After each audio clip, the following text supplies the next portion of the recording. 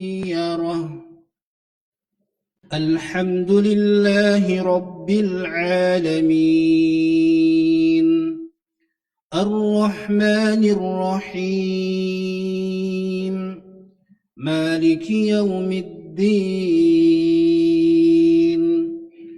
إياك نعبد وإياك نستعين اهدنا الصراط المستقيم صراط الذين أنعمت عليهم غير المغضوب عليهم ولا الضالين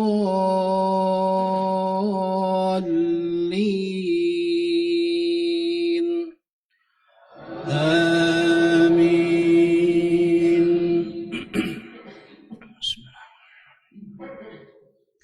ويل لكل همزة لمزة الذي جمع مالا وعدده يحسب أن ماله أخلده كلا لينبذن في الحطمة وما.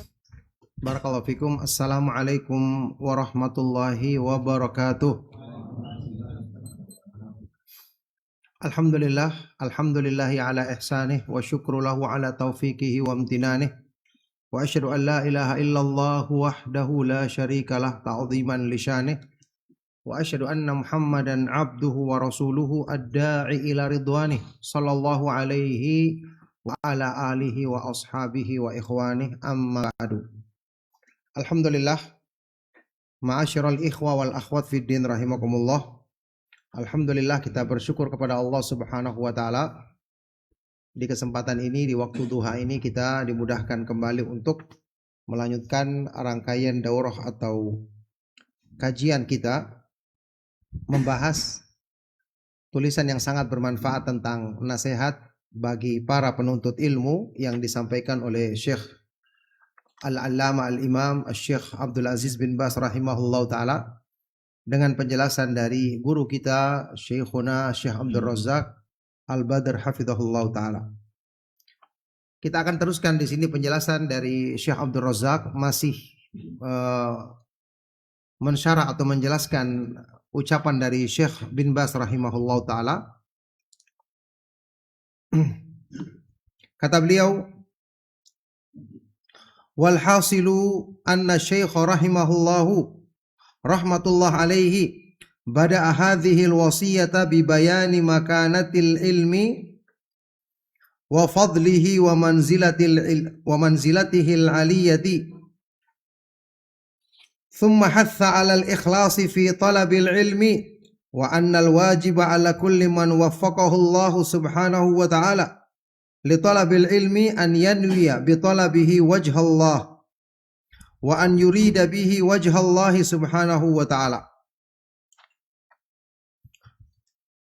Maka kesimpulannya di sini Syekh bin Baz rahimahullah ta'ala memulai wasiat atau nasihatnya kepada para penuntut ilmu dengan menjelaskan kedudukan ilmu dan keagungannya yang sangat tinggi. Kemudian setelah itu Syekh memotivasi para penuntut ilmu untuk mengikhlaskan niat dalam menuntut ilmu dan bahwasanya wajib bagi setiap orang yang mendapatkan taufik dari Allah Subhanahu wa taala untuk menuntut ilmu agar meniatkan dalam menuntut ilmu untuk mengharapkan wajah Allah Subhanahu wa taala, semata-mata dia menginginkan wajah Allah Subhanahu wa taala.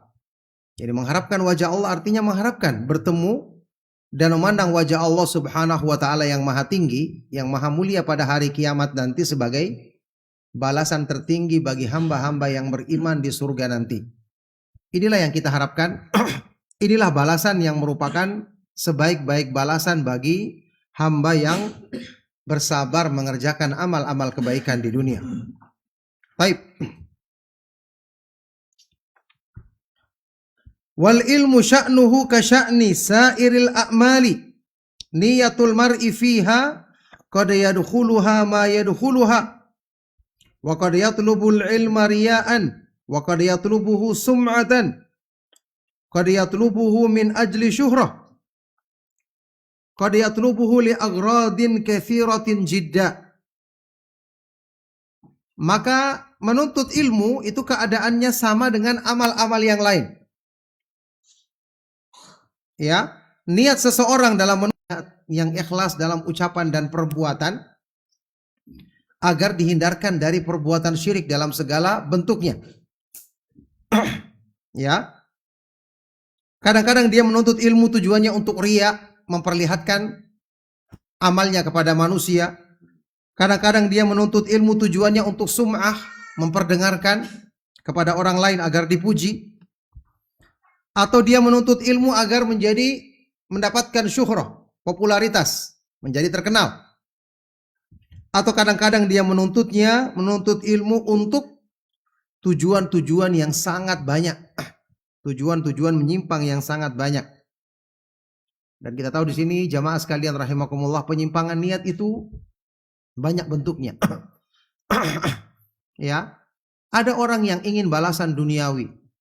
Dia beramal agar dapat balasan tersebut, rusak amalnya. Tapi ada orang yang dia punya harta. Apakah syaitan kehabisan cara untuk menggodanya? Tidak.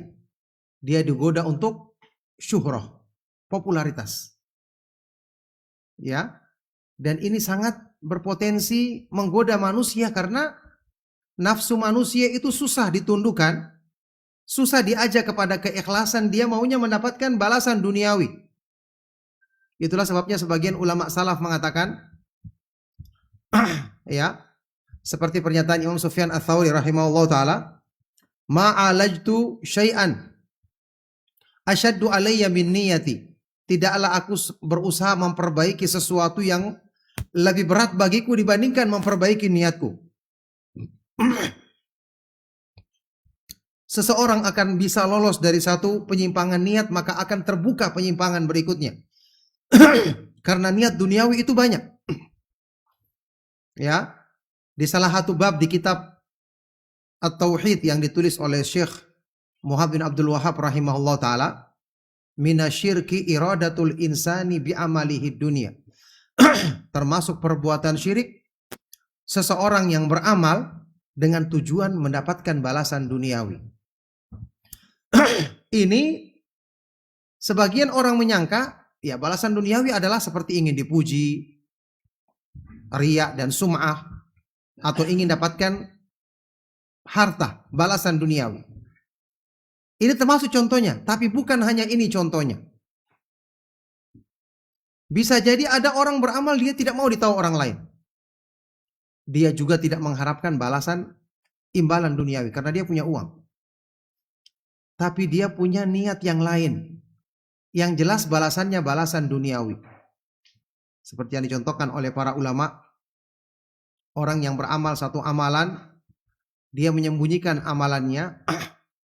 Ternyata dia berharap Allah membalasnya dengan menjadikan beruntung salah satu urusan dunianya dari sisi yang lain. Ya, saya pernah menjumpai seseorang yang semangat melaksanakan umroh ibadah haji, bahkan membayarkan orang lain. Dia tidak pernah ceritakan amalannya, tidak suka pamer. Tapi kemudian kita ketahui dia sendiri yang menceritakan bahwa dia beramal itu dia tidak menceritakan ke orang lain, dia tidak berharap dapat balasan imbalan duniawi karena dia sudah punya uang. Tapi dia mengharapkan dari sisi lain. Ada investasi usaha yang sedang dilakukannya, dengan kebaikan ini dia berharap Allah Subhanahu wa taala menjadikan usahanya yang di sisi sana itu dapatkan keuntungan besar. Masya Allah, benar-benar tidak nampak tujuan duniawi di situ. Karena untuk amal ini dia tidak pernah cerita ke orang. Dia juga tidak diharapkan dipuji. Dia semangat umroh, bayarkan orang lain, haji juga seperti itu. Tapi ada niat duniawi yang lain di sisi lain. Seperti ini samarnya niat duniawi. Makanya Imam Ibnu Qayyim rahimahullah taala dalam kitab ad-da'u wad-dawa, sampai menggambarkan niat yang menyimpang itu gambarannya seperti orang yang berenang di lautan luas yang tidak ada tepinya. Tidak bisa orang selamat kecuali orang yang diselamatkan oleh Allah. Karena lolos dari satu, masuk jebakan yang kedua, ketiga, keempat, kelima. Karena nafsu manusia pasti inginkan imbalan. Ya. Sampai salah seorang ulama salaf berkata, laisa syai'un ashadda 'ala nafsi minal ikhlas li'annahu laisa laha fihi nasibun. Tidak ada satupun yang lebih berat diusahakan oleh jiwa manusia melebihi ikhlas, karena pada ikhlas itu tidak ada bagian untuk nafsu atau jiwa. Setelah kita bisa tundukkan nafsu di jalan Allah, barulah kita bisa meraih ikhlas. Karena ketika itu kita bisa mengekang keinginannya, sehingga dalam ikhlas dia tidak dapatkan bagian dari keinginannya. Tapi tentu dia akan dapatkan balasan kebahagiaan besar di dunia dan akhirat. Kenikmatan tertinggi dia rasakan, karena itu adalah puncak dari kemanisan iman ketika orang bisa mengikhlaskan niatnya untuk Allah Subhanahu wa taala semata-mata. Makanya ini merupakan perkara yang ya benar-benar membutuhkan perhatian penting dari penuntut ilmu. Baik.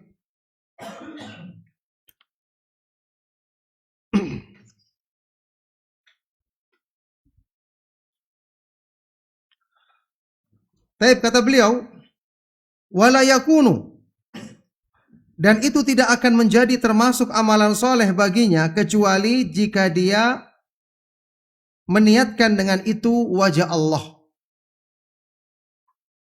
Karena Allah Subhanahu wa taala tidak menerima, Subhanahu wa taala terima dari amal ibadah yang dilakukan seorang hamba.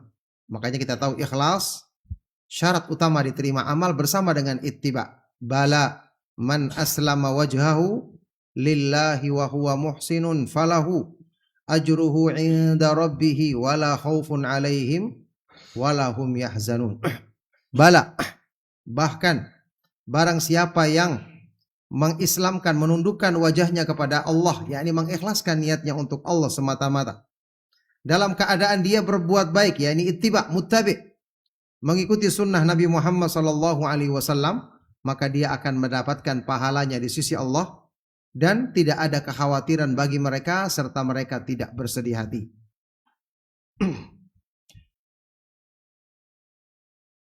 Ya, fal ikhlasu fil amal, maka berikhlas, niat yang ikhlas dalam amal ini merupakan pondasi amalan yang diterima oleh Allah.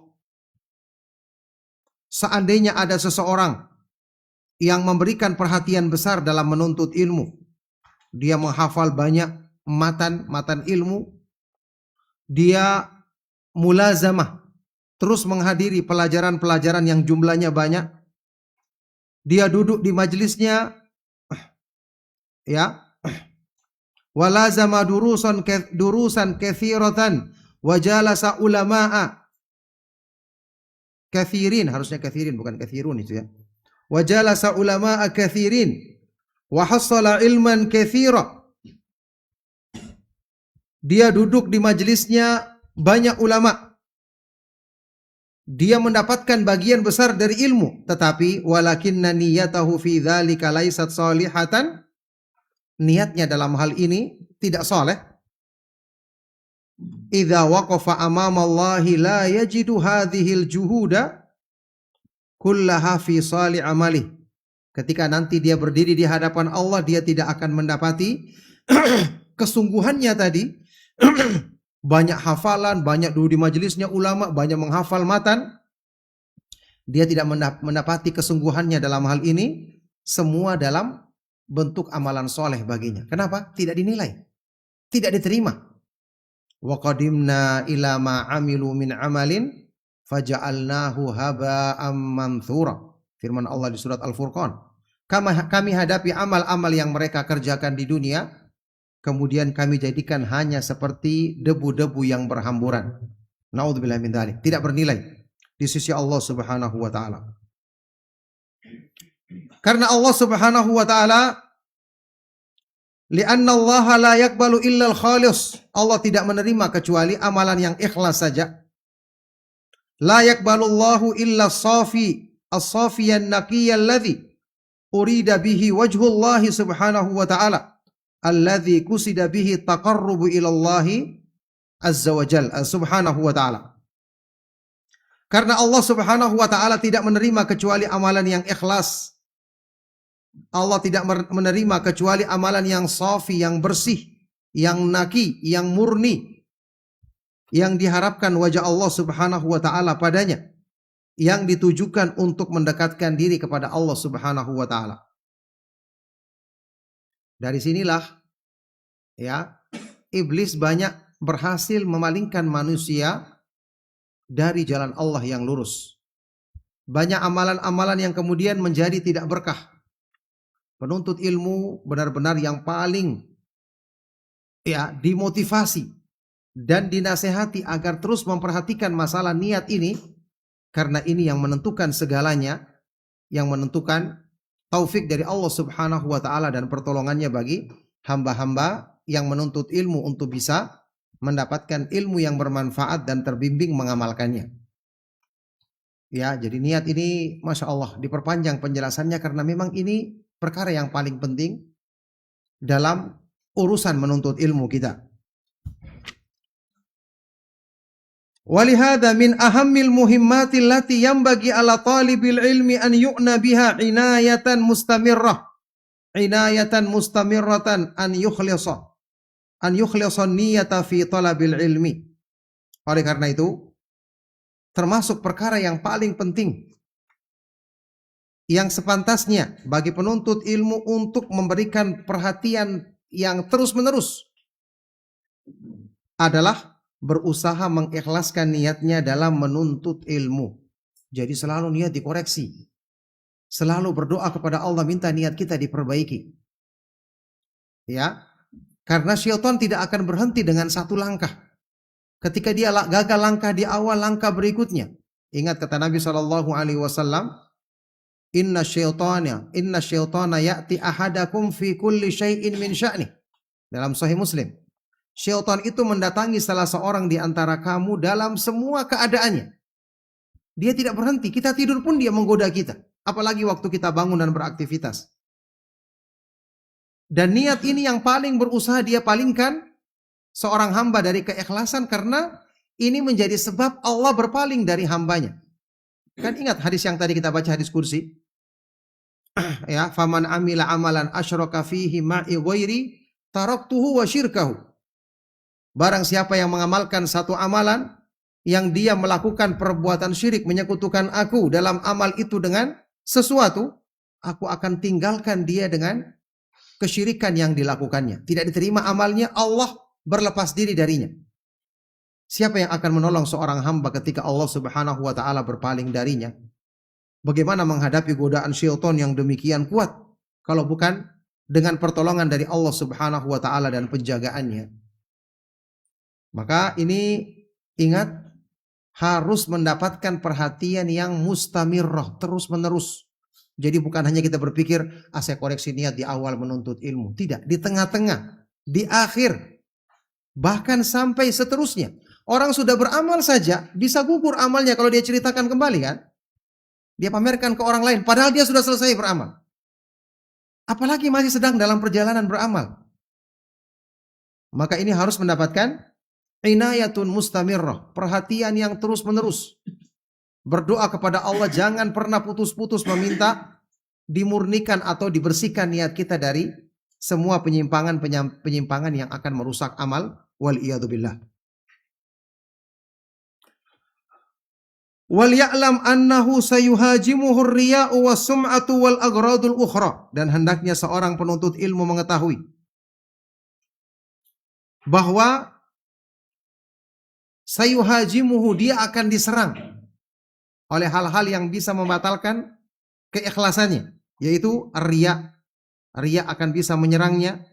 Sum'ah, riya artinya memperlihatkan kepada orang untuk dipuji. Sum'ah memperdengarkan. Dan tujuan-tujuan lainnya. Ya, makanya amalan-amalan ketika didengar atau dilihat orang ada orang yang semangat melakukannya, ya belum tentu niatnya ikhlas. Meskipun kita berharap niatnya ikhlas. Takwa yang hakiki itu takwa di hati. Karena ini yang tidak terlihat. Kecuali yang Allah subhanahu wa ta'ala yang maha mengetahuinya. Ya, Rasulullah SAW bersabda, at-taqwa hahuna. Takwa itu terletak di sini. Kalau hal-hal yang berhubungan amal yang terlihat itu banyak orang bisa lakukan. Karena ada pujian, ada sanjungan, ada syuhrah, popularitas. Tapi untuk amal-amal yang tersembunyi, yang cuma Allah subhanahu wa ta'ala yang mengetahuinya, ini sedikit yang bisa melakukannya. Hanya orang-orang yang dijaga oleh Allah subhanahu wa ta'ala. Makanya berlatih menundukkan hawa nafsu, berlatih menjaga keikhlasan, ini perlu dilakukan. Ingat, amal-amal kebaikan itu tidak akan kita dapat tanpa latihan. Setelah taufik dari Allah, ya, kita harus berlatih. Ada hadis Nabi SAW, di antaranya diriwayatkan oleh Imam Bukhari di dalam Al-Adabul Mufrad, dan ini hadis sahih. Rasulullah SAW bersabda, "Wa man yataharral khaira yu'tah, wa man yattaqi syarra yuwaqqah." Barang siapa yang berusaha menetapi kebaikan, baru akan diberikan kebaikan itu padanya. Dan barang siapa yang berusaha menjauhi keburukan, maka dia akan dijaga dari keburukan tersebut. Maksudnya apa? Sifat baik itu didapatkan dengan latihan. Sebagaimana orang yang terbiasa melakukan kebaikan, akhirnya dicetak sifat itu pada dirinya. Seperti itu pula keburukan. Wa man yatasabbar yusabbiruhullah. Barang siapa yang berusaha bersabar, maka Allah akan jadikan dia memiliki sifat sabar. Ya. Wa man yasta'iffa yu'iffahullah. Barang siapa yang berusaha selalu menjaga kehormatan dirinya, Allah jadikan sifat iffah. Terjaga kehormatan diri selalu ada padanya. Jadi semua dengan latihan. Ikhlas itu harus dilatih. Hawa nafsu harus ditundukkan. Baik. Wa satu hajimuhu baina waqtin au akhar. Ya, penyakit-penyakit atau tujuan-tujuan duniawi tadi akan menyerang dirinya di satu waktu dan waktu yang lain. Makanya tidak boleh libur dalam berjuang menundukkan hawa nafsu. Walihada al-mu'alajatu linniyati laysat fi yaumin wahidin wala fi yaumaini. Al-mu'alajatu linniyati mas'alatun mustamirratun fi hayatika kulliha. Oleh karena itu yang namanya perbaikan niat bukan perkara yang bisa dilakukan dalam 1 hari saja atau 2 hari saja. Al-mu'alajah, mengobati, memperbaiki niat, ini adalah perkara yang terus berlangsung sepanjang hidupmu, dalam hidupmu semua, ya, ini sepanjang hidupmu. Ya, karena niat kan kita butuhkan dalam semua amal. Hidup dan mati kita, niat kita untuk Allah semata-mata, itu yang kita usahakan. Qul inna salati wa nusuki wa mahyaya wa mamati lillahi rabbil alamin. La syarika lahu wa bidzalika umirtu wa ana awwalul muslimin. Katakanlah, sesungguhnya salatku, sembelihanku, hidup dan matiku hanya untuk Allah Rabb semesta alam. Tidak ada sekutu baginya, dan dengan itulah aku diperintahkan.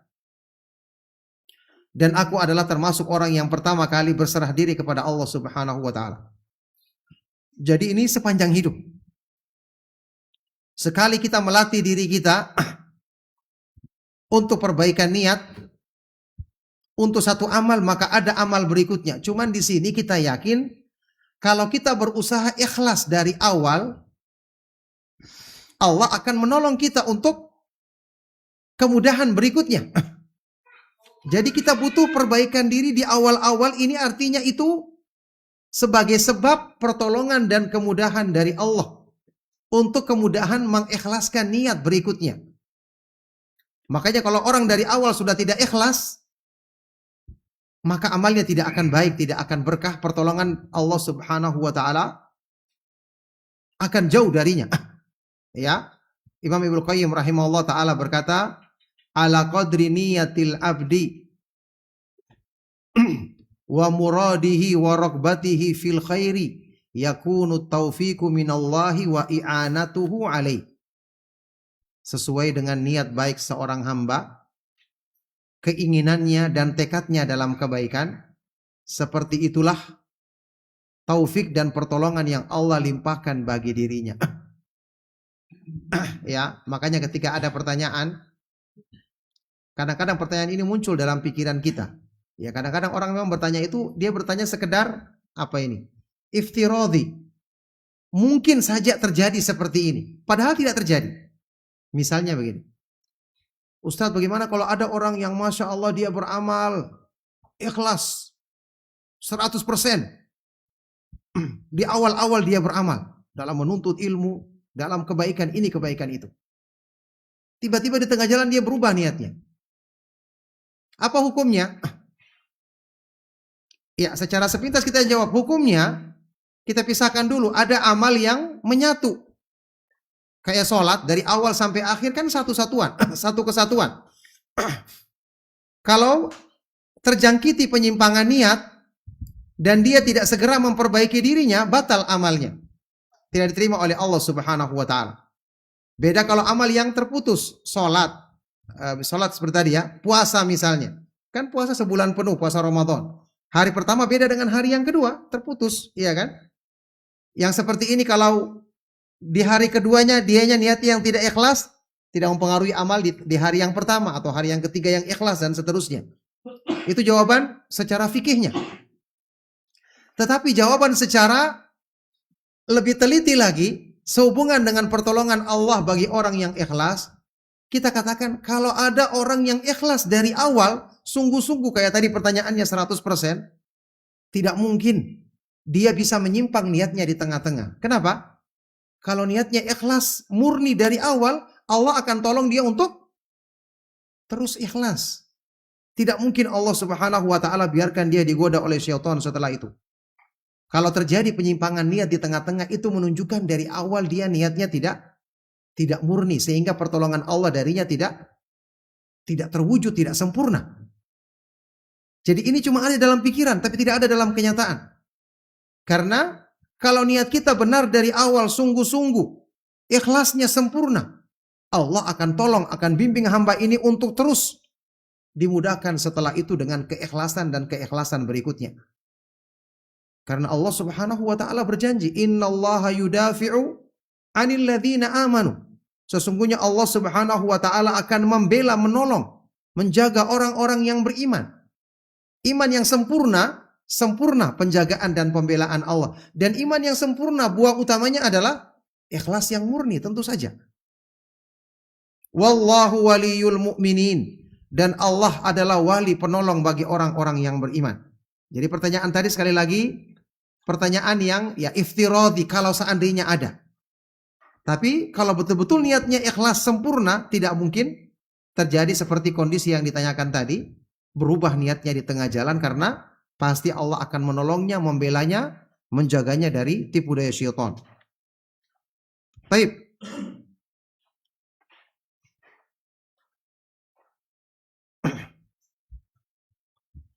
Baik. Mithlu ma qala Sufyan Ats-Tsauri rahmatullah alaih. Sebagaimana ucapan Imam Sufyan Ats-Tsauri, imam besar dari kalangan tabi'ut tabi'in, Sufyan ibnu Sa'id ibnu Masruq Ats-Tsauri Al-Kufi. Salah satu di antara ulama yang disebut-sebut sebagai Amirul Mukminin fil Hadis. Pimpinan kaum mukminin dalam masalah hadis Rasulullah sallallahu alaihi wasallam. Beliau berkata, "Ma'alajtu syai'an asyadda alayya min niyati." Tidaklah aku berusaha memperbaiki sesuatu yang lebih berat bagiku daripada memperbaiki niatku. Kalau ulama salaf sampai mengatakan seperti ini, padahal mereka adalah orang-orang yang imannya lebih kuat, ilmunya lebih tinggi, kesungguhannya dalam memperjuangkan Islam lebih besar, mereka saja mengatakan seperti ini, perbaikan niat, maka harusnya kita lebih besar lagi perjuangan kita dalam perbaikan niat dibandingkan mereka. Makanya tidak boleh memandang enteng. Orang yang kenal agamanya adalah orang yang paling perhatian terhadap niatnya. Orang yang mengetahui imannya adalah perkara yang paling berharga, maka dia akan paling sungguh-sungguh menjaga kebaikan imannya. Tapi kalau orang tidak perhatian, orang tidak kenal agama, dia akan cuek. Cuma niat saja. Yang penting saya ikhlas. Yang penting saya mencari wajah Allah. Ini kata-kata gampang diucapkan di lisan. Ya, tapi dalam prakteknya hanya dimudahkan bagi orang-orang yang dimudahkan oleh Allah Subhanahu wa taala baginya. Nah,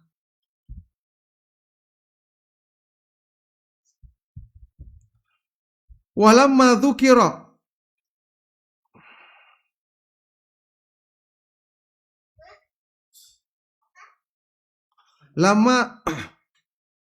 walamma dzukirat allati 'indal Imam Ahmad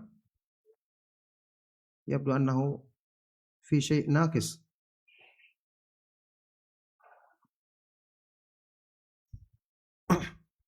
Dan ketika disebutkan di sisi Imam Ahmad, ya ini mungkin masalah yang berhubungan dengan niat berarti ini ya.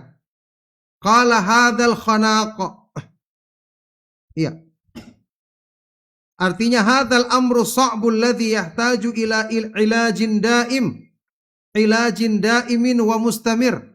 Yaitu ini perkara yang sangat susah, yang butuh untuk selalu diobati, yang butuh pengobatan seterusnya dan berkesinambungan, tidak putus-putus. Hatta taslama niyatul mar'i lahu, sehingga niat seseorang itu bisa selamat, bersih, hanya ditujukan untuk Allah Subhanahu wa taala semata-mata. Walihada min ahammi ma yanbaghi an yu'na bihi talibul ilmi islahun niyatihi wal yahdhar an yakuna talabuhu lil ilmi liyujariya bihi al ulama'a aw liyumariya bihi sufaha'a aw liyusrifa bihi wujuhan nasi ilaihi min ajli an yusharu ilaihi bi annahu bi an yuqal fulanul alimul fulani ad-da'iyatul fulani al-khatibul fulani. Baik, oleh karena itu termasuk perkara yang paling penting yang sepantasnya untuk diperhatikan, mendapatkan perhatian besar dari seorang penuntut ilmu adalah perbaikan niatnya, meluruskan niatnya. Dan hendaknya dia waspada. Ya, menjadikan tujuannya dalam menuntut ilmu untuk liyujariya bihil ulama, untuk mensejajarkan diri dengan para ulama, atau mendebat orang-orang yang jahil, yang bodoh, atau memalingkan wajah manusia, memandang kagum kepadanya, supaya dia dipuji. Selalu diisyaratkan pujian baginya dengan dikatakan fulan, seorang alim yang bernama fulan, seorang dai besar yang bernama si fulan, seorang ahli khutbah si fulan. Ya, karena ini popularitas. Sudah pernah kita sebutkan kajian kita kemarin. Saat ini seorang penuntut ilmu sudah banyak dikenal karena kajian sunnah sudah tersebar. Seorang yang diketahui menuntut ilmu akan dimuliakan, akan dihormati, akan mendapatkan berbagai macam penghargaan duniawi. Bahkan sebagian orang, na'udzubillahi min dzalik, memang memasang target atau dalam tanda kutip waliyadzubillah memasang tarif untuk itu, untuk dapatkan balasan duniawi tersebut. Masya Allah, ini terjadi. Ya, fitnah yang ada di akhir zaman demikian besar. Yang terjaga hanyalah orang-orang yang dijaga oleh Allah Subhanahu wa taala. Ini para ulama salaf dulu sampai sangat berhati-hati dalam hal-hal yang berhubungan dengan seperti ini. Maka harusnya kita mengambil teladan kehati-hatian, ya. Maka semua ini tidak akan bermanfaat baginya di sisi Allah kalau dia menjadikan tujuannya dalam menuntut ilmu atau dalam berdakwah dengan tujuan-tujuan yang seperti ini. Na'udzubillahi min dzalik. Ya, tujuan-tujuan menyimpang seperti ini. La tadkhulu fi salihi amalihi illa idza akhlasa dzalika lillahi azza wa jal. Maka amal-amal yang dikerjakan dengan niat-niat seperti ini tidak akan masuk menjadi amal soleh baginya, kecuali jika dia mengikhlaskan niatnya untuk Allah Subhanahu wa ta'ala semata-mata. Aurada rahimahullah ta'ala hadzal hadits al-qudsi, hadzal hadits al-qudsi al-azim alladhi yaqulu Allah azza wa jalla fi. Syekh bin Baz rahimahullah ta'ala kemudian membawakan dalil sebuah hadis kursi yang sahih atau derajatnya hasan kata beliau, yaitu firman Allah Subhanahu wa ta'ala, hadis kursi yang sangat agung yang Allah berfirman di dalamnya. Nah, ini hadis riwayat Muslim ya, hadis sahih. Ana agna syuraka'i 'ani syirki man 'amila 'amalan asyraka fihi ma'i ghairi taraktuhu wa syirkahu. Aku adalah zat yang paling tidak butuh dengan para sekutu. Aku adalah zat yang paling tidak butuh kepada persekutuan. Barang siapa yang mengamalkan satu amalan, dia menyekutukan selainku bersamaku dalam amalan itu, maka aku akan tinggalkan dia dan persekutuan yang dilakukannya itu. Ai raddahu alaihi amalahu, artinya Allah menolak amalannya, mengembalikan amal kepadanya. Lam yakbalhu minhu, dan Allah tidak terima amal itu dari orang yang melakukan persekutuan tadi. Ini menunjukkan amal yang ada riya padanya tertolak oleh Allah. Bahkan Allah berlepas diri darinya, wal iyadzubillah. Itulah wasiat yang disampaikan oleh Syekh bin Baz rahimahullah ta'ala sehubungan dengan masalah mengikhlaskan niat. Ya, panjang lebar memang disampaikan karena ini perkara yang paling penting untuk diperhatikan dalam menuntut ilmu dan sebab utama yang menjadikan ilmu kita berkah, ilmu kita bermanfaat dengan izin Allah. Ya. Kemudian thumma ba'da dzalika intaqala rahimahullahu taala ila wasiyatin ukhra. Setelah itu Syekh bin Baz rahimahullahu taala berpindah ke wasiat berikutnya. Setelah wasiat yang pertama dan paling penting, mengikhlaskan niat.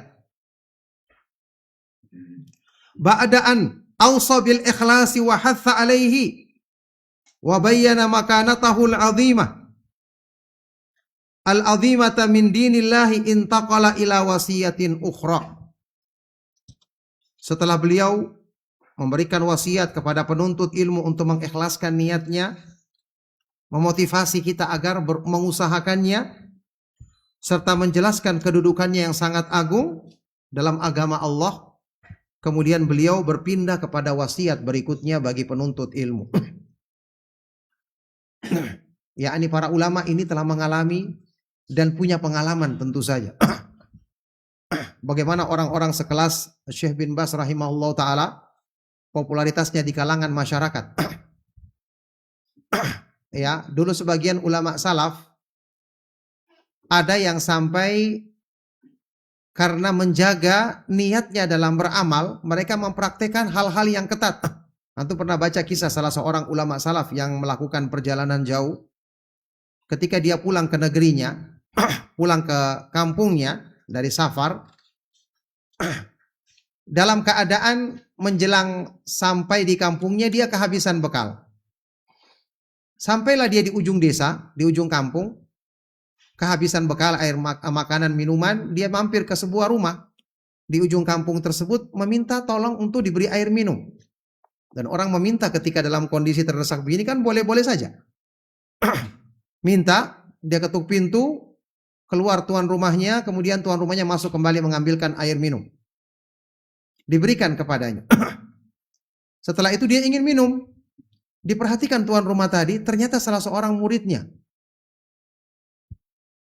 yang hadir di majelisnya. Ya, ini kalaupun bukan muridnya, pasti dia akan menolong orang yang butuh, kehausan, iya kan? Apalagi ini gurunya sendiri. Maka muridnya ini tentu dia mempraktekkan, ya ini menolong sama muslim, apalagi orang kehausan. Ditambah lagi itu adalah gurunya sendiri. Tapi gurunya ini ketika melihat itu adalah muridnya, dia mengembalikan gelas tersebut dan tidak jadi diminumnya. Ya, dia melangkah untuk mencari di tempat yang lain. Karena dia berpikir, dia khawatir muridnya ini menolong dia karena memperhatikan jasanya, yakni dalam mendidiknya dalam ilmu. Tentu ini sikap yang sangat luar biasa kehati-hatiannya. Ya, di kalangan mereka rahimahullah ta'ala. Ada dulu kaset, kita pernah mungkin antum pernah dengar, Syekh Al-Albani rahimahullah ta'ala, antum mungkin pernah dengar di salah satu silsilah Al-Huda wan Nur. Syekh Al-Albani rahimahullah ta'ala biasa berdialog dalam sebagian rekaman kasetnya, ada menjawab pertanyaan. Ketika itu ada salah seorang tamu yang datang di Yordan, di Urdun, bertamu kepada Syekh untuk bertanya beberapa pertanyaan. Di akhirnya, ini orang Pakistan, ya, hafizahullah, bertanya kepada Syekh Al-Albani rahimahullah ta'ala. Setelah bertanya, dia sebutkan di akhir, wahai Syekh, kita intinya teman-teman atau ikhwan-ikhwan yang ada di Pakistan ingin mengundang antum untuk datang. Kami sudah persiapkan tempat yang besar, masjid yang bisa menampung. Pokoknya disebutkan semua fasilitas yang mereka persiapkan. Sampai dalam rangka motivasi agar Syekh semangat, beliau ini sebutkan perkiraan jumlah yang akan hadir dan jumlahnya sangat besar. Ya, ini betul-betul orang bersemangat. Ya, kita tahu di Pakistan itu orang-orang yang kenal sunnah kan disebut dengan ahlul hadis begitu ya, istilah mereka. Itu jumlahnya juga besar. Ketika disebutkan demikian, Syekh yang mendengar ini terdiam, Syekh. Syekhnya terdiam. Syekh Al-Albani rahimahullah ta'ala. Akhirnya beliau tidak menjawab sampai selesai rekamannya. Kan rekamannya atau dulu kan kaset-kaset biasa itu yang pakai pita itu ya. Selesai. Muridnya Syekh yang selalu mengatur rekaman beliau, Abu Laila Al-Athari. Abu Laila yang terkenal ini beberapa kali beliau kadang-kadang iktikaf di Mekah, di Madinah. Pernah juga kita ketemu. Ya. Dia menceritakan ketika itu setelah pulang orang ini, Abu Laila ini agak kecewa ke Syekh. Kenapa Syekh diam? Ini tamu datang, kemudian sudah semangat menjelaskan.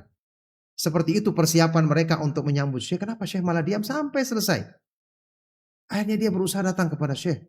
Kenapa antum tidak menjawab? Kasihan orang tadi sudah datang jauh-jauh. Dia sudah berharap, antum diamkan.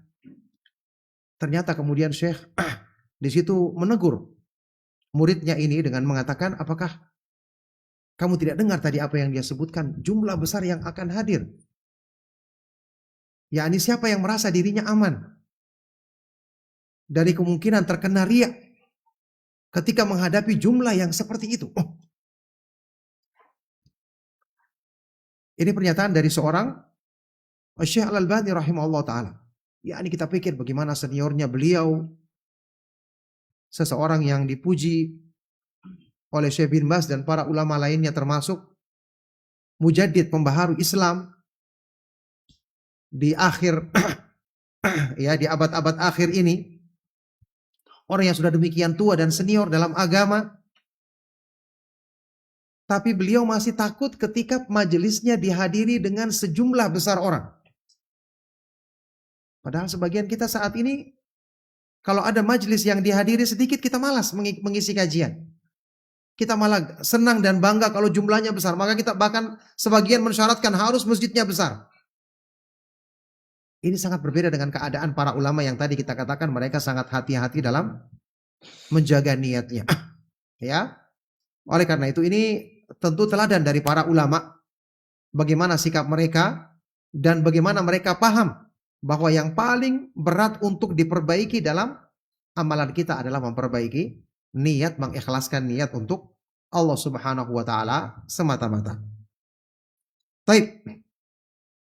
Kata Syekh bin Baz rahimahullah taala kemudian di wasiat berikutnya, kama usi kulla talibi ilmin wa kulla muslimin bi khasyatillahi subhanahu wa muraqabatihi fi jami'il umuri. Sebagaimana aku wasiatkan semua penuntut ilmu dan setiap muslim untuk selalu takut kepada Allah Subhanahu wa taala dan untuk selalu merasakan pengawasannya dalam semua urusan mereka. dalam rangka mengamalkan firman Allah Azza wa Jal di surat Al-Mulk ayat ke-12. Innal ladzina yakhshawna rabbahum bil ghaibi lahum maghfiratu wa ajrun kabir. Sesungguhnya orang-orang yang takut memiliki rasa takut kepada Allah yang gaib, yang tidak nampak di hadapan mereka. Mereka akan mendapatkan pengampunan dan pahala yang sangat besar. Wa qaulihi ta'ala, juga firman Allah di surat Ar-Rahman ayat 46. Waliman khafa maqama rabbih jannatan. Dan bagi orang-orang yang memiliki rasa takut kepada Allah, takut dengan agungnya kebesaran Allah, mereka akan mendapatkan 2 surga atau 2 taman kebun yang indah. Qala ba'du salaf ra'sul ilmi khasyatullah. Sebagian ulama salaf berkata, ra'sul ilmi, puncak dari ilmu adalah rasa takut kepada Allah. Ada juga yang mengatakan aslul ilmi, landasan ilmu adalah rasa takut kepada Allah. Al-khasyah, al-khauf, dua-duanya rasa takut. Cuman bedanya kalau khasyah, ya kalau disebutkan dua-duanya berarti harus ada perbedaannya. Khasyah itu ketakutan yang tumbuh dari pengagungan. Kalau khauf itu dari kelemahan orang yang takut. Makanya takut itu bisa terjadi dari orang yang lebih kecil kepada yang lebih besar. Meskipun yang besar itu tidak ada hal yang pantas untuk ditakuti padanya sebenarnya. Tidak ada ya pengagungan kepadanya. Itu bedanya. Makanya khasyah tadi kan sudah kita sebutkan, khasyah itu tumbuh dari ilmu. Innama yakhsyallaha min ibadihi al-ulama.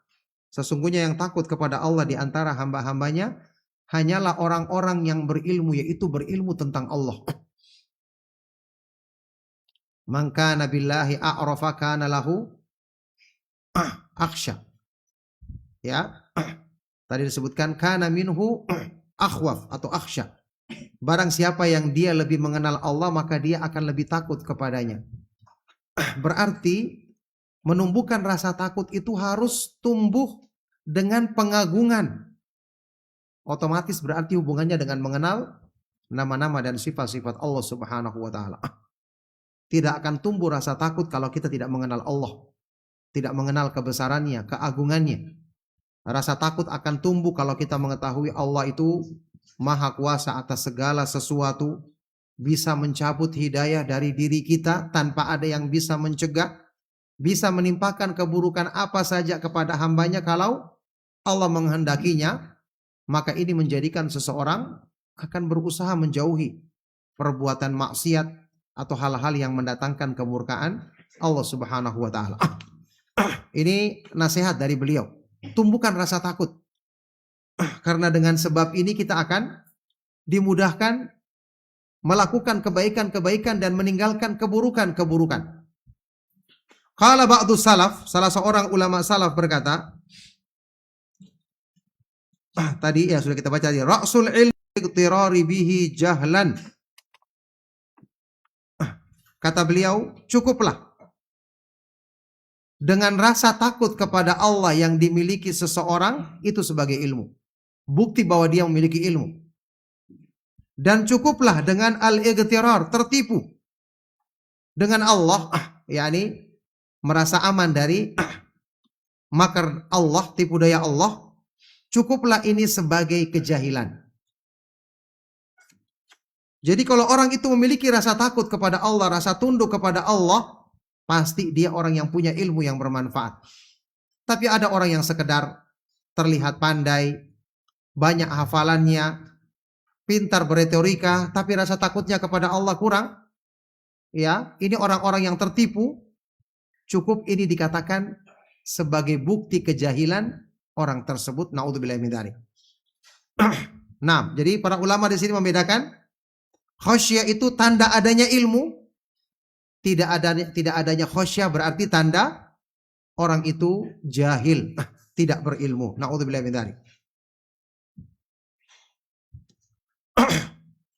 Qala ba'du salaf radhiyallahu ta'ala anhum, salah seorang ulama salaf juga berkata, man kana billahi a'rafa kana minhu akhwaf. Barang siapa yang dia itu lebih mengenal Allah, maka dia akan lebih takut kepadanya. Ya, jadi mengenal Allah, mengenal nama-nama dan sifat-sifatnya. Wa yadullu ala sihhati hadzal ma'na qaulun Nabi sallallahu alaihi wasallam. Dan yang menunjukkan benarnya makna ini adalah sabda Nabi sallallahu alaihi wasallam, ama wallahi inni la akhsyakum lillahi wa atqakum lahu. Ketahuilah sungguh demi Allah, aku ini adalah orang yang paling takut kepada Allah dan paling bertakwa kepadanya. Nabi sallallahu alaihi wasallam pasti adalah hamba yang paling mengenal Allah. Bersamaan dengan itu beliau menegaskan bahwa beliau adalah orang yang paling takut dan paling bertakwa kepada Allah. Li'annahu alaihi salatu wassalam a'lamul khalqi billah. Karena beliau Nabi sallallahu alaihi wasallam adalah hamba yang paling mengenal Allah. Fakullama qawiyal ilmul abdi billah kana dzalika sababan likamali taqwahu wa ikhlasihi wa wuqufihi 'indal hududi wa hadarihi minal ma'asi.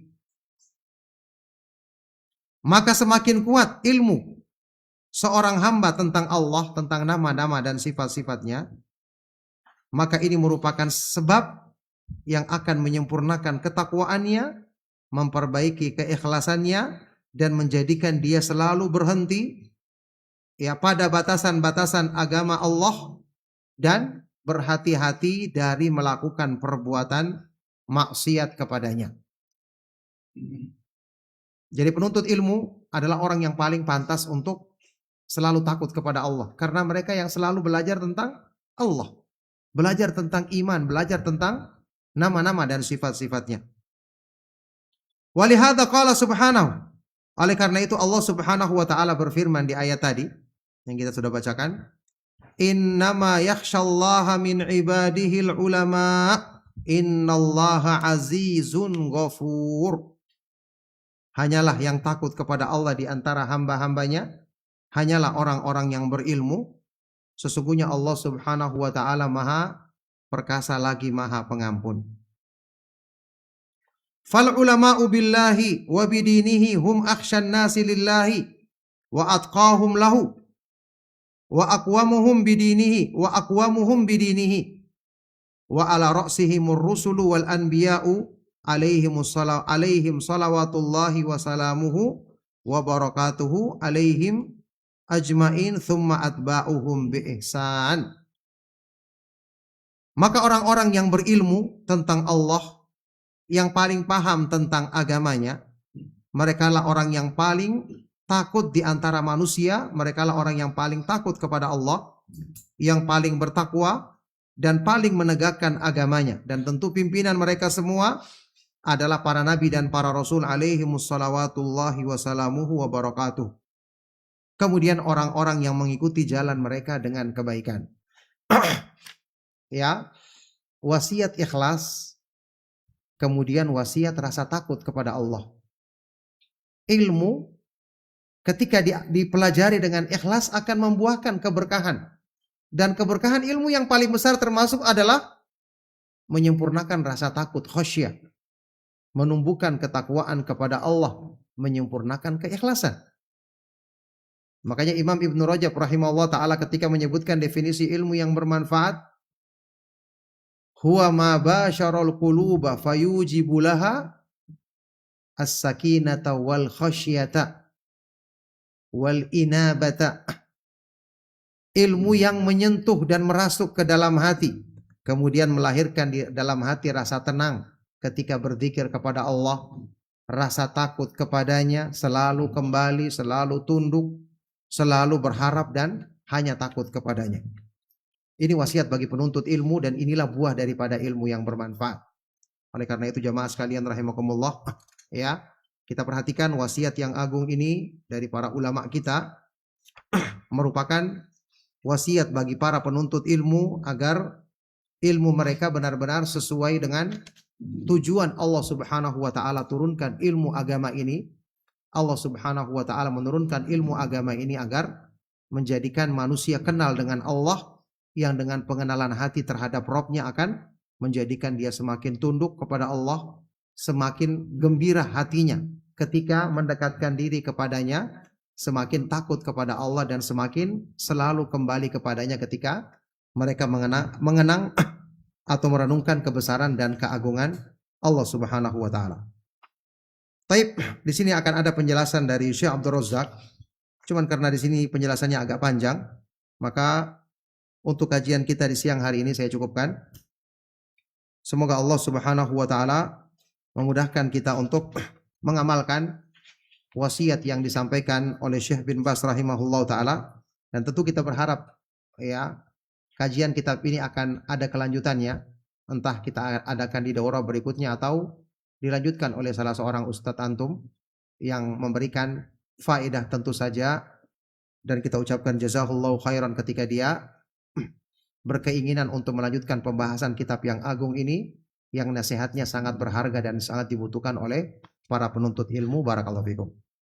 Taib, untuk kajian kali ini kita cukupkan dan kita berikan kesempatan bagi antum untuk bertanya jawab, menyampaikan pertanyaan hal-hal yang dibutuhkan atau yang berkaitan dengan pembahasan kita dan dibutuhkan dalam perjalanan menuntut ilmu. Semoga bermanfaat. Sallallahu wasallam wa barak ala nabiyyina Muhammad wa ala alihi wa ashabihi wa man tabi'ahum bi ihsanin ila yaumiddin walhamdulillahi rabbil alamin. Silakan kalau ada pertanyaan.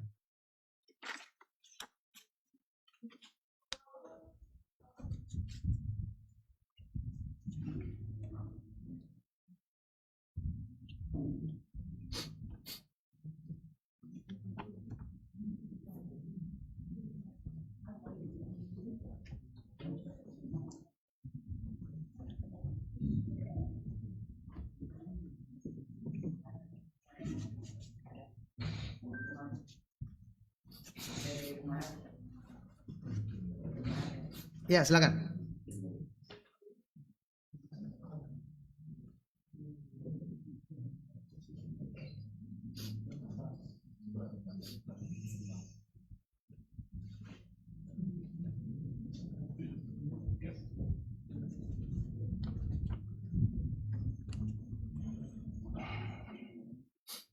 Jika seseorang memberikan sesuatu, melakukan sesuatu, mengatakan saya ikhlas kok, sebagai penguat agar mau menerima pemberiannya, bantuannya, apakah dia ikhlas atau bahkan sebaliknya? Ya, ikhlas itu kan bukan sekedar amalan hati. Kalau sekedar amalan hati, semua pasti orang menilai dirinya baik-baik saja dalam semua keadaan. Ya, saya melakukan ini karena Allah, saya datang untuk menuntut ilmu. Ini kan orang akan mengatakan demikian, tapi ikhlas itu hakikatnya di hati.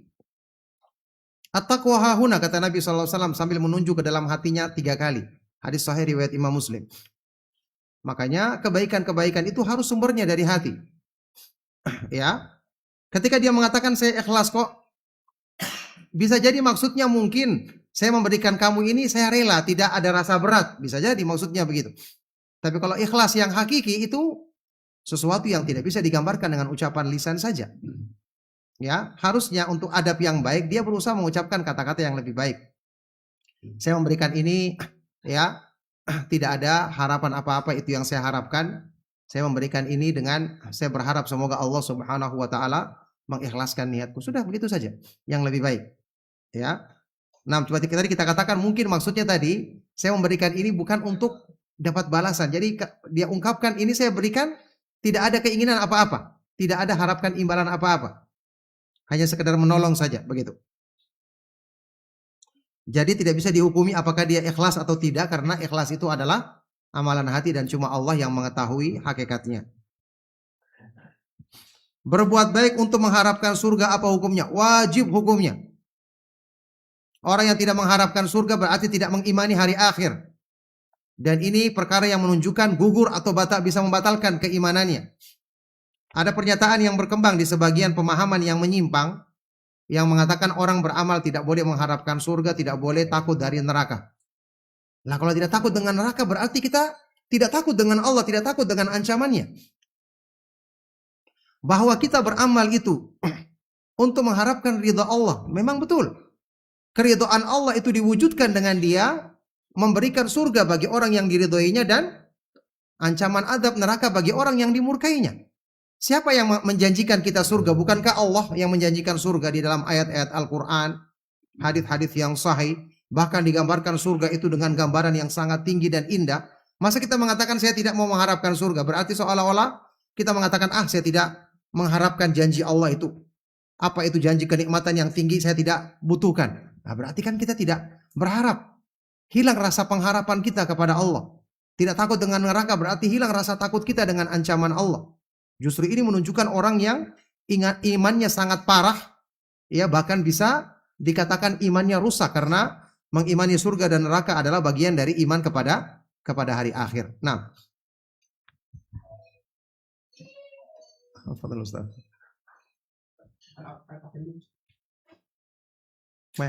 Ustaz. Alhamdulillah wassalatu wassalamu.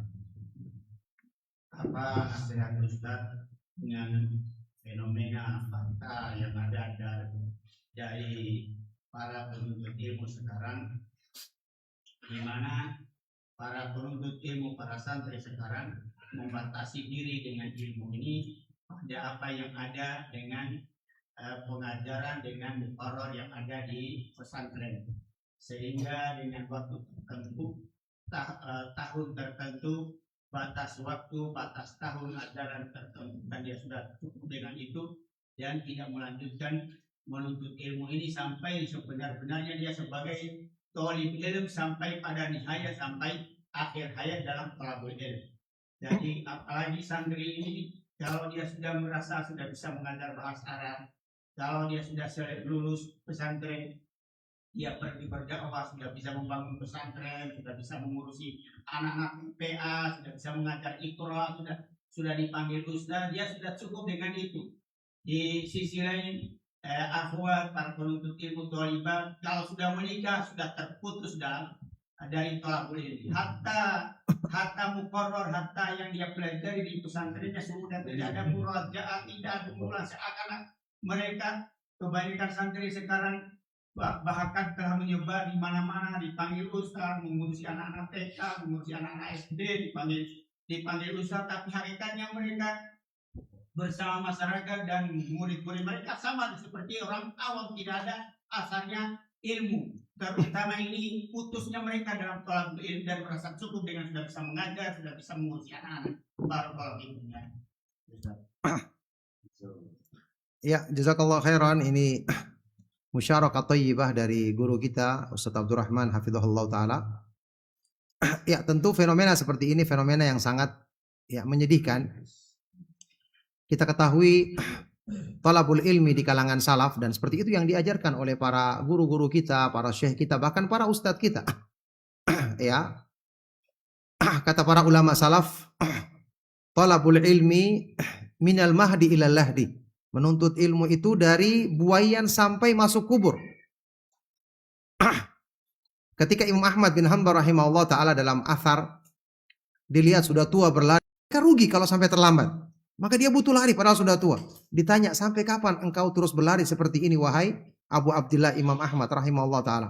Maka beliau mengatakan, ilal mamat, sampai saya meninggal dunia. Seorang ulama salaf ada yang ditanya, ini semua dinukil oleh Imam Ibnu Qayyim dalam kitab Miftahud Daris Sa'adah. Waktu beliau ditanya ulama ini, mata yahsunu birrajul an yatlubal ilma? Kapankah pantas atau waktu yang baik bagi seseorang itu menuntut ilmu? Maka ulama ini mengatakan, ma hasunat bihil hayatu, selama dia masih pantas hidup. Yakni selama dia masih ada nyawanya. Bahkan Imam Ibnu Mubarak rahimahullah ta'ala juga athar yang sahih, ya, dinukil dalam kitab Ma'alim fi Thariqi Thalabil Ilmi. Pernah beliau ditanya, lau bu'ithta ba'da mautika madza tasna? Seandainya kamu dibangkitkan setelah matimu, hidup kedua kali misalnya, apa yang kamu lakukan? Kata beliau, atlubul ilma hatta ya'tiyani malakul mauti marratan tsaniyah. Saya akan menuntut ilmu lagi sampai malaikat maut mencabut nyawaku untuk kedua kalinya. Itu para ulama salaf. Tidak ada namanya tamat dalam menuntut ilmu. Orang yang meninggal dunia dalam menuntut ilmu itu termasuk mati yang husnul khotimah. Ya, dan ini yang kita bisa harapkan saat ini. Kita mati dalam keadaan beramal soleh, kita mati dalam keadaan membantu orang, kita mati dalam keadaan mendukung pelaksanaan daurah atau mendukung sebuah ma'had yang mengajarkan ilmu agama. Ya, jadi tidak ada berhentinya. Seorang yang sudah menamatkan muqarrarnya, dia melangkah baca kitab. Selesai satu kitab yang berikutnya, kalaupun dia selesai, dia didik lagi orang supaya dia juga murojaah. Ya, setelah dia menikah pun dia tetap menyambung, ya, bersambung dalam menuntut ilmu. Kan kalau dia tidak bisa hadir, sekarang sudah banyak sarana yang dimudahkan melalui telepon atau WA atau yang lainnya. Masih banyak fasilitas yang bisa digunakannya untuk bisa tetap ada kesinambungan dalam menuntut ilmunya, yang itu menjadikan sebab keberkahan dalam hidupnya, sebab dia selalu terhubung dengan Allah Subhanahu wa taala dalam hidupnya. Wa may ya'tasim billahi faqad hudiya ila siratin mustaqim. Barang siapa yang selalu berpegang teguh dengan petunjuk Allah, dialah yang akan terbimbing untuk selalu meniti jalan Allah yang lurus. Jadi tidak ada seorang itu setelah menikah lantas tamat. Ya, setelah sudah mengajar lantas berhenti. Tidak. Para ustadz diadakan daurah, diundang. Ya. Para ustadz kita diundang, para masyayikh, kemudian mereka datang. Dan mereka belajar menuntut ilmu. Mengkaji kembali, duduk seperti kita penuntut ilmu. Dibacakan di hadapan mereka kitab dan dijelaskan oleh syekh. Itu di majelis-majelis selalu dilakukan secara rutin. Ya, belum lagi yang kita baca sendiri atau ada kajian-kajian yang mungkin kita ikuti secara online dan yang lainnya.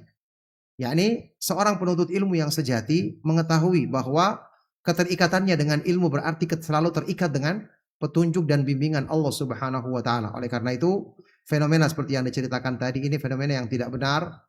Ya, harusnya semakin seseorang itu kenal dengan kemuliaan ilmu, dia akan tidak ingin lepas darinya, karena ilmu itu nikmat, maka seseorang tentu tidak akan mungkin mau melepaskan dirinya dari sesuatu yang nikmat, apalagi yang paling nikmat dirasakan di dalam hidupnya. Maka alhamdulillah, kitab-kitab para ulama banyak. Selesai satu kita akan bisa lanjut kepada pembahasan berikutnya. Perkara-perkara agama juga banyak yang belum kita kuasai. Yang sudah kita bahas satu masalah, maka ada masalah berikutnya dan seterusnya. Yang jelas ini keutamaan, apalagi yang sudah kita bahas, kedudukannya lebih utama dibandingkan amal-amal ibadah yang lainnya. Afdhalul qurubat, ya. Amal ibadah untuk mendekatkan diri kepada Allah yang paling utama adalah menuntut ilmu agama. Barakallahu fikum. Nah. Baik, masih ada, silakan.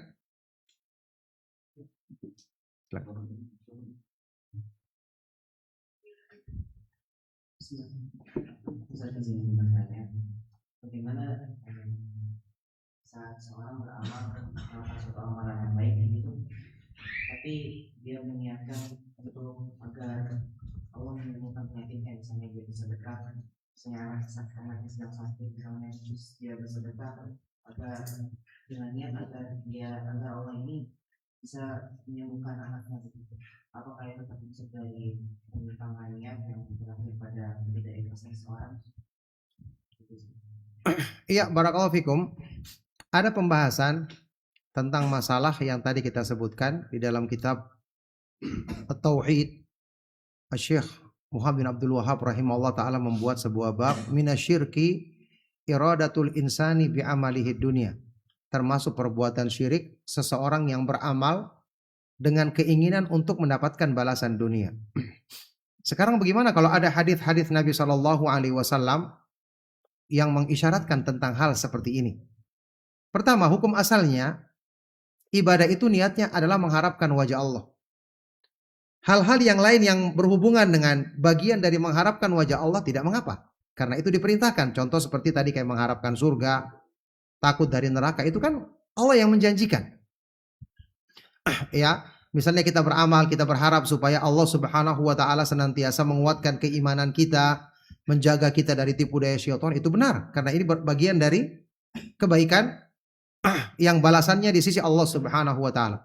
Nah sekarang bagaimana kalau ada amalan yang dijanjikan misalnya seperti balasan duniawi di hadis yang sahih.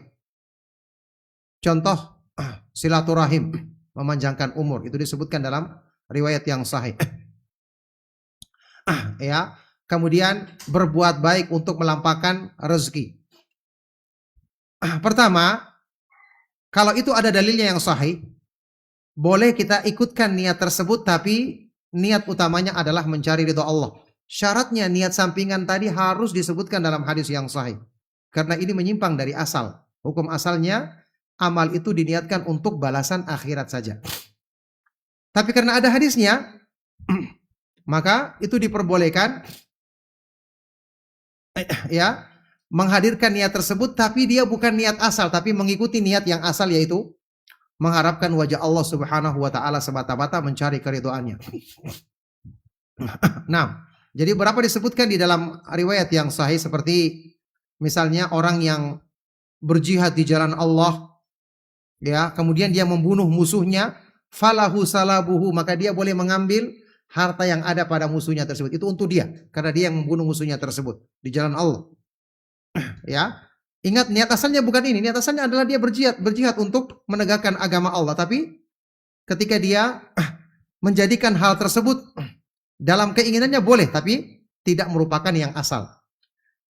Yang kedua, ya, jadi syaratnya yang pertama dijadikan niat asalnya karena Allah, kemudian dari tadi yang niat tadi menyusul atau mengikut, dengan syarat harus itu disebutkan dalam hadis yang sahih. Kalau hadisnya tidak sahih maka tidak boleh, karena ini menyelisih asal. Sekarang masalah mengobati penyakit dengan bersedekah. Ini disebutkan di dalam beberapa riwayat, dawu mardakum bisadaqah. Sembuhkanlah orang yang sakit di antara kalian dengan sedekah. Berarti kita lihat dulu riwayat hadis ini sahih atau tidak.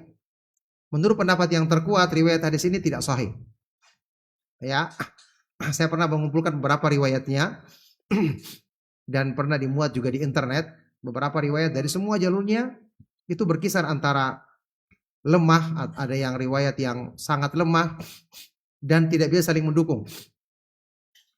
Ya, jadi kesembuhan penyakit, yakni penyakit duniawi, ini tidak boleh ditujukan dengan bersedekah karena riwayatnya dhaif. Beda kalau penyakit hati. Penyakit hati kan berhubungan dengan misalnya iman yang lemah, kayak tadi kurang ikhlas. Ini jelas. Kalau kita niatkan untuk ini boleh, karena ini berhubungan dengan perkara akhirat, termasuk tujuan atau niat yang baik. Ya, tapi kalau semata-mata kesembuhan anggota badan, semata-mata penyakit anggota badan, dan kita tahu kesembuhan penyakit juga belum tentu keburukan bagi hamba. Bisa jadi itu sebab penghapusan dosa-dosa, diuji kesabaran dan seterusnya.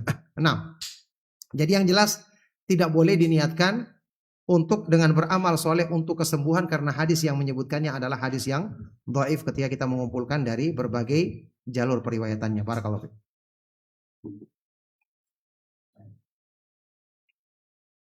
Oh, masih ada, silakan. Assalamualaikum warahmatullahi wabarakatuh. Waalaikumsalam warahmatullahi wabarakatuh. Pertanyaan, bagaimana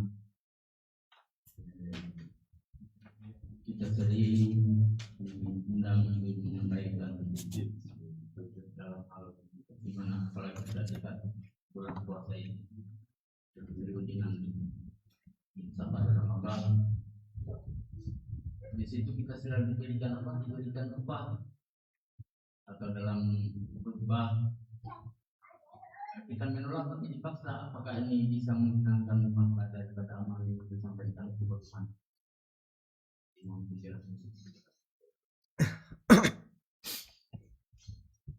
Ya, barakallahu fikum. Pertanyaan sangat baik dan bermanfaat sekali dari Bapak yang bertanya ini, tentang orang yang diundang ceramah, khutbah, kemudian mendapatkan imbalan, amplop atau yang sejenisnya. Ya, pertama, kalau itu diniatkan sebagai tujuan utama pasti tidak boleh. Dan itu jelas-jelas merupakan penyimpangan niat. Tetapi kalau terjadi seseorang meniatkan untuk menyampaikan ilmu agama, tapi kemudian dia mendapatkan semacam ya tadi mukafa'ah atau sejenisnya, ini menurut jumhur ulama itu diperbolehkan. Mereka berdalil dengan hadis Rasulullah Shallallahu Alaihi Wasallam, keumuman maknanya dalam Sahih Bukhari. Rasulullah Shallallahu Alaihi Wasallam bersabda, Inna ahaqqa ma akhadtum alaihi ajran kitabullah. Sesungguhnya yang paling berhak untuk kalian terima upah darinya adalah kitabullah, Al-Quran, yakni mengajarkan Al-Quran. Jadi yang paling berhak untuk kita terima upah darinya adalah ketika mengajarkan Al-Quran, artinya tanpa memasang tarif, tanpa menjadikan itu tujuan utama atau niat yang utama. Dia berniat untuk menyampaikan agama. Dia ikhlas, tapi dia dapatkan setelah itu imbalan tanpa diharapkannya atau tanpa memasang tarif. Ya. Oleh karena itu ketika seorang berdakwah kemudian menentukan tarif, ini yang bermasalah. Dan ini jelas akan mempengaruhi niatnya. Naudzubillahi min dzalik. Jadi kita harus bedakan dalam hal ini tentang hal itu. Cuman tetap saja para nabi, menurut sebagian dari para ulama, para nabi dan para rasul alaihi wassalatu wassalam adalah orang-orang yang mereka itu ketika menyampaikan dakwah tidak dapatkan imbalan. Bahkan mereka tidak meminta imbalan. Itu disebutkan di dalam ucapan beberapa para nabi dan rasul alaihi wassalatu wassalam yang disebutkan dalam Al-Quran. Wattaqullaha wa ati'uhu wa ma as'alukum alaihi min ajr in ajriya illa ala rabbil alamin. Bertakwalah kepada Allah dan taatlah kepadanya, dan aku tidak meminta kepada kalian upah atau imbalan dari apa yang saya sampaikan, karena tidak lain upah atau imbalanku, hanya aku minta kepada Allah Subhanahu wa taala Rabbul alamin. Jadi ini merupakan keutamaan dan kemuliaan para nabi dan para rasul alaihi wassalatu wassalam. Mereka berdakwah tidak menerima upah. Ya, jadi kalau terjadi kondisi antum berdakwah atau berkhutbah ternyata diberikan, antum berusaha menolak mereka kasih, ya antum tentu pertimbangkan dalam masalah ini. Kalau sampai menjadi sebab mereka tersinggung, karena ada sebagian orang yang mungkin dia mengasih, kita tolak dibilang, wah dianggap sedikit uang kita yang kita kasih nih, berarti kurang banyak kan begitu. Tersinggung malah dia. Ya, antum pertimbangkan akan hal yang seperti ini. Kalau antum bisa sampaikan dengan cara yang baik, bahwa mungkin tidak usah supaya dalam rangka menjaga niat, maka itu baik. Ya, cuman tadi menurut jumhur ulama itu diperbolehkan selama itu kita tidak jadikan sebagai niat atau tujuan utama kita. Barakallahu fiik.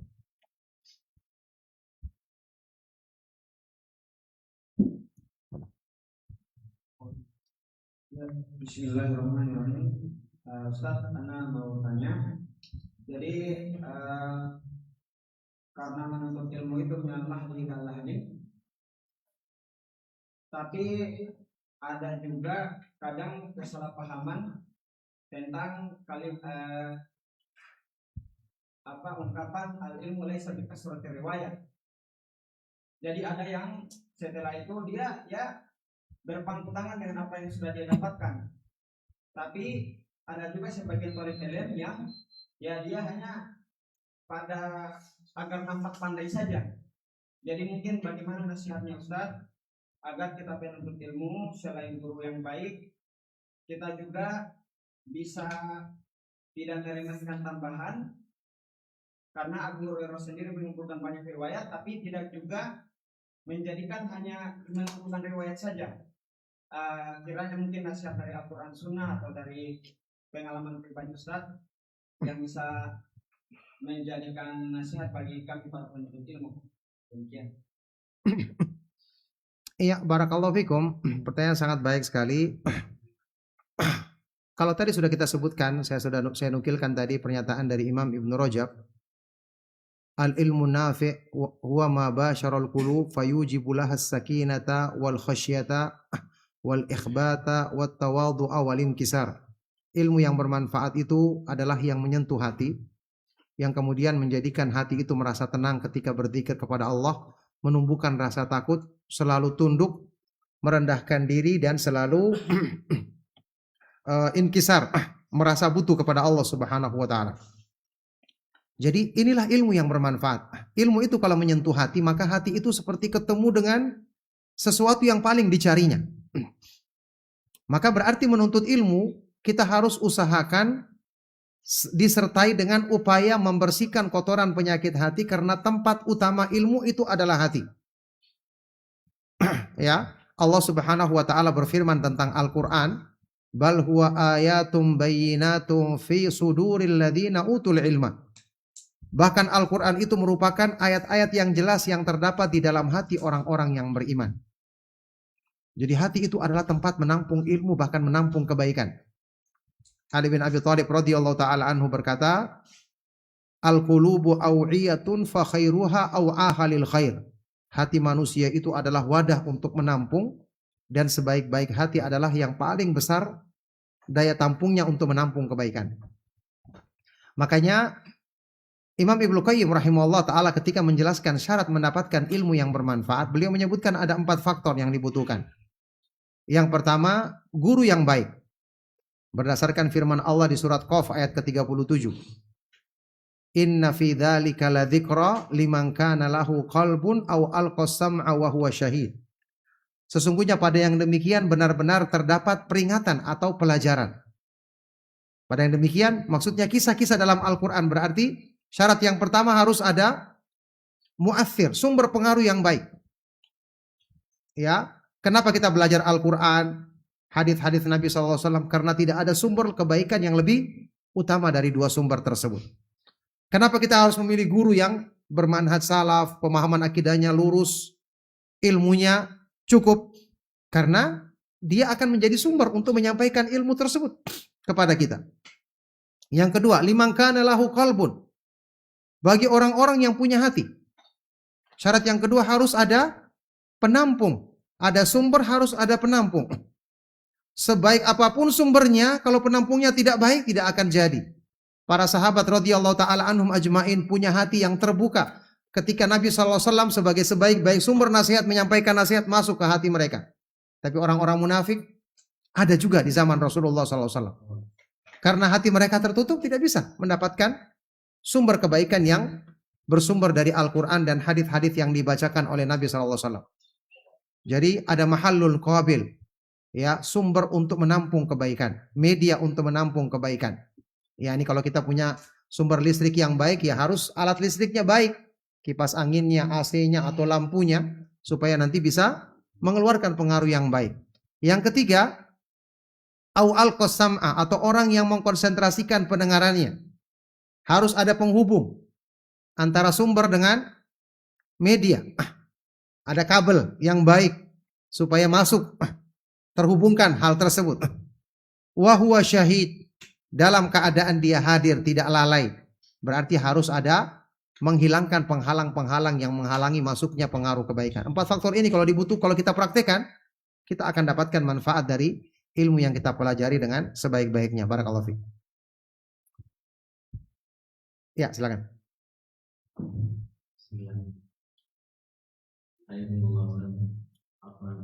Apa jadinya supaya dapat meraih keikhlasannya bisa Baik, barakallahu fikum. Pertanyaan sangat baik sekali. Kiat pertama selalu dalam setiap kebaikan adalah berdoa. Karena semua kebaikan ada di tangan Allah. Minta kepada yang punya, ini adalah yang selalu kita dahulukan. Kata Ibnu Taimiyah rahimahullah ta'ala, inna du'a miftahu kulli khairin. Sesungguhnya berdoa itu adalah kunci pembuka segala kebaikan. Kemudian lakukan sebab. Ikhlas itu adalah buah termanis dari iman. Maka perbaiki iman, belajar tauhid. Baca buku-buku yang menjelaskan sebab-sebab yang menumbuhkan iman, menguatkan pertumbuhan pohon iman di hati kita. Karena di dalam Al-Quran itu iman kan diperumpamakan sebagai pohon. Pohon itu kalau pertumbuhannya bagus, akarnya kuat, cabangnya tumbuh menjulang ke atas, maka dia akan tu'ti ukulaha kullahinim bi'idni rabbiha. Dia akan mengeluarkan buah-buahnya yang indah, yang manis setiap saat dengan izin Allah. Buah terindah dari pohon iman adalah ikhlas. Seperti pohon. Bisakah antum mengharapkan pohon itu berbuah sementara pohonnya tidak diurus pertumbuhannya? Tidak akan keluar buahnya kan? Kalaupun keluar buahnya pahit. Ya, tapi kita harus tanam, cari tempat yang baik, hati kita harus bersihkan, bibit pohonnya ditanam yang baik, kemudian diurus, diberikan siraman, hujan, Kalau pohon iman diberikan siraman hujan wahyu, dikasih ilmu, bacakan Al-Quran, bacakan hadits-hadits yang sahih.